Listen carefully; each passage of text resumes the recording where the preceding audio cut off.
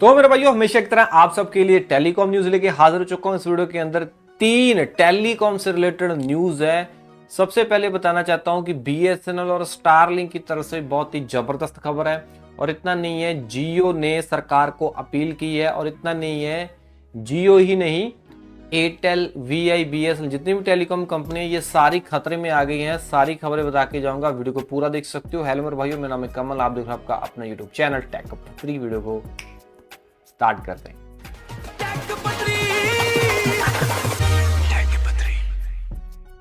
Okay, सबसे पहली खबर निकल के आ रही है जियो की तरफ से। सो मैं बताना चाहता हूं कि जियो ने रिसेंटली ही डॉट को, भारत सरकार गवर्नमेंट को एक पत्र लिखा है और अपना एक पक्ष रखा है। ठीक है ना, मतलब कि ये है कि जियो जो है डॉट को ये बताना चाहता है कि जो इनकी 5G स्लाइसिंग वाली जो टेक्नोलॉजी है या फिर ये सर्विस है, ये बिल्कुल भी नेट न्यूट्रलिटी के नियमों की उल्लंघना नहीं कर रही है। जियो ने डॉट को जब पत्र लिखा, पत्र में उन्होंने ये तक लिख दिया कि ट्राई का जो यूनिफाइड लाइसेंस नियम है उसके मुताबिक ये जो 5G स्लाइसिंग टेक्नोलॉजी है ये कोई गैर कानूनी नहीं है। सो उनके मुताबिक ये 5G जो स्लाइसिंग सर्विस है ये बिल्कुल जायज है, हम दे सकते हैं। ठीक है ना, हमें इजाजत देता है ट्राई का ये कानून, उन्होंने ये तक बोला है। और इतना नहीं है, जियो ने पत्र में ये लिख के भेज दिया है डॉट को कि डॉट का कोई भी अधिकारी, कोई भी सरकारी अथॉरिटी चाहे तो इस टेक्नोलॉजी के बारे में, इसकी टेक्निकल जो डिटेल्स जो हैं वो हमसे मांग सकती हैं। सो इससे क्या है, सरकार को ये यकीन हो जाएगा कि ये जो टेक्नोलॉजी है नेट न्यूट्रलिटी के नियमों की जो है पालना कर रही है। सो मेन मुद्दा जियो का पता क्या है, डॉट को पत्र लिखने का, बोलने का कि ये जो टेक्नोलॉजी है ये टेक्नोलॉजी आने वाला भविष्य है और देश की तरक्की के लिए ही ये हम नई टेक्नोलॉजी लेके आना चाहते हैं। सो ये कोई बुरी चीज नहीं है और ना ही ये नेट न्यूट्रलिटी के कानून को तोड़ रही है। तो इसका मतलब क्या हुआ कि जियो अपनी टेक्नोलॉजी को, ये 5G टेक्नोलॉजी, ये स्लाइसिंग सर्विस जो भी है, ठीक है जी, ये सारी सर्विस को ये अच्छा बना के ये इन्होंने रिपोर्ट भेज दी है। हो सकता है आने वाले दिनों के अंदर ये भी 5G जो है स्लाइसिंग के ऊपर, है ना, कुछ प्लान वगैरह लेके आए, जैसे एयरटेल लेके आया है, या फिर ये नए प्रीमियम 5G प्लान लेके आए। देखते हैं जियो क्या करता है। फिलहाल के लिए ये थोड़ी क्लैरिफिकेशन और मांग रहे हैं सरकार से गवर्नमेंट, जियो वाले, ताकि जियो को इन फ्यूचर में कोई दिक्कत ना हो कि गवर्नमेंट ने बोला बंद कर दो जी, है ना। ये पहले ही क्लियर करके फिर जाके 5G स्लाइसिंग सर्विस लॉन्च करेंगे। तो अगली खबर आ रही है भाई बीएसएनएल की तरफ से और स्टारलिंक की तरफ से। बताना चाहता हूं कि बीएसएनएल और स्टारलिंक आपस में पार्टनरशिप करने वाले हैं। अभी पार्टनरशिप हुई नहीं है, बट हाँ बातचीत चल रही है। बहुत ही जल्द हमें क्लैरिफिकेशन आने वाले दिनों में मिलने वाला है कि दोनों कंपनियों ने आपस में पार्टनरशिप कर ली है। बताना चाहता हूँ कि अगर दोनों कंपनी आपस में पार्टनरशिप करती है तो दोनों का ही फायदा होगा। ये नहीं है कि बीएसएनएल का ही फायदा है या फिर स्टारलिंक का ही फायदा है, दोनों कंपनियों को फायदा होगा। इसीलिए कोई भी बंदा है वो भाई सोचता है ना कि अगर हम मिलेंगे तो हमें क्या फायदा होगा, दूसरी कंपनी भी सोची हम मिलेंगे हमारा क्या फायदा होगा। तो दोनों का फायदा हो रहा है, इसी वजह से शायद आने वाले दिनों में हमें क्लियर ऑफिशियल अनाउंसमेंट देखने को मिले। सो बताना चाहता हूँ कि बीएसएनएल को क्या फायदा होगा। सो जैसे कि आप सबको पता है कि बीएसएनएल अभी 4G नेटवर्क बिछा रहा है, ठीक है जी। और ये जो 4G नेटवर्क है बीएसएनएल का, ये 5G के ऊपर अपग्रेड हो सकता है विदाउट एनी कंपोनेंट चेंज किए, ठीक है ना।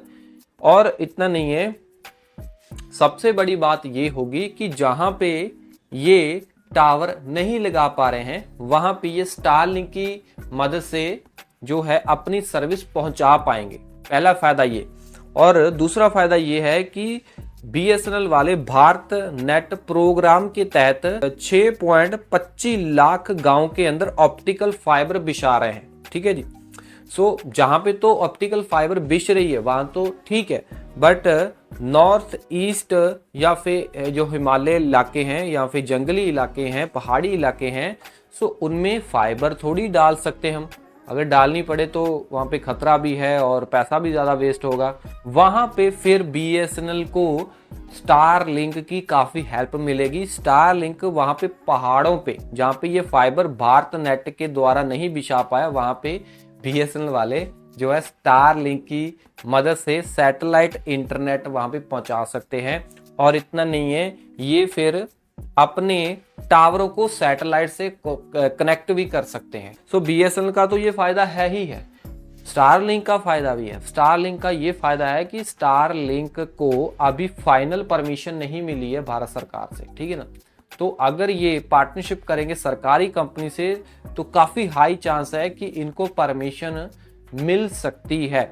और इतना नहीं है, बताया जा रहा है कि BSNL की कमाई का लगभग 10% हिस्सा एंटरप्राइज बिजनेस से आता है, जो कि सरकारी विभाग, जो बड़ी बड़ी कंपनियां हैं, उनको सेवाएं BSNL वाले देते हैं, तो फिर इनको BSNL को मुनाफा होता है। तो अगर स्टारलिंक BSNL से जुड़ता है तो स्टारलिंक का फायदा ये होगा कि स्टारलिंक को BSNL की वजह से काफ़ी बड़े बड़े प्रोजेक्ट मिल सकते हैं BSNL की वजह से।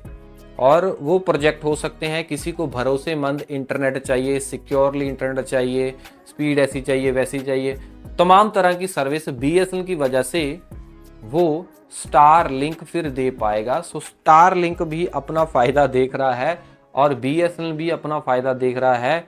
सो देखते हैं भाई होता है क्या आने वाले दिनों के अंदर। अगली खबर आ रही है सारी टेलीकॉम कंपनी की तरफ से। सो ये चीज़ मैं काफ़ी टाइम से बता रहा हूँ, बट काफ़ी सारे भाई लोग मजाक उड़ाते हैं, भाई तुम क्या बोल रहे हो, ये बोल रहे हो। भाई ये न्यूज़ निकल के आ रही है और इसके बारे में ज़्यादातर वही लोग बात कर रहे हैं, या वही लोग, वही कंपनियाँ इस चीज़ के बारे में बात कर रही हैं जो एक्चुअल में डीजल का ज़्यादा यूज़ कर रही हैं। सो जैसा कि आप सबको पता ही है, जंग वगैरह की वजह से शॉर्टेज हो गई है, डीजल की शॉर्टेज हो गई है, पेट्रोल वगैरह, ठीक है ना, गैस वगैरह की भी शॉर्टेज हो गई है। सो क्या है कि जो टेलीकॉम कंपनियां हैं, इन्होंने डॉट को, ठीक है ना, एक पत्र लिखा है या फिर डॉट को अपनी प्रॉब्लम्स के बारे में बताया है।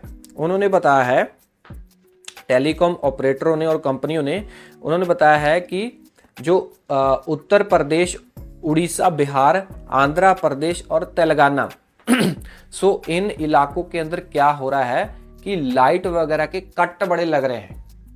और अगर लाइट वगैरह के कट लग रहे हैं तो इनको डीजल, तो इनको जनरेटर चलाना पड़ेगा। जनरेटर किसके लिए चलाना पड़ेगा? टावर को ऑन रखने के लिए। बट चक्कर ये है कि जंग की वजह से डीजल की शॉर्टेज हो गई है। सरकार जो है बोतलों के अंदर डीजल नहीं दे रही है, और अगर बोतलों के अंदर, फिर ड्रमों के अंदर जो है डीजल ये टावर वाली कंपनियां लेने जाती हैं तो उनको मिल नहीं रहा है, जिसकी वजह से भाई फिर जनरेटर के अंदर अगर डीजल नहीं पड़ेगा तो लाइट जाने के बाद जनरेटर फिर कैसे चलेगा बिना डीजल के। तो इसी वजह से भाई जो है इनको काफ़ी दिक्कतों का सामना करना पड़ रहा है, जिससे क्या है, ये बोल रहे हैं कि हमें बड़ी दिक्कत आ रही है, बहुत मुश्किल आ रही है। सो इतना नहीं है, डीजल के प्राइसेस भी हाइक हो रहे हैं। जैसे कि आपको पता ही है कि 4 बार डीजल के प्राइस और पेट्रोल वगैरह के भी प्राइस बढ़े हैं पिछले 11 दिनों के अंदर। आपको पता ही होगा, आप न्यूज़ में सुनते हो।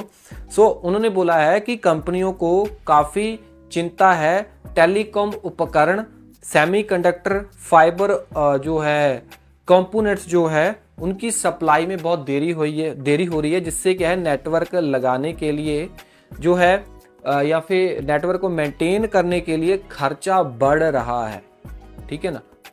जंग के कारण ये सारा कुछ हो रहा है। सो बताना चाहता हूं कि टेलीकॉम कंपनियों की आमदन का लगभग 10 से 12% हिस्सा बिजली ऊर्जा के अंदर खर्च हो रहा है, ठीक है ना।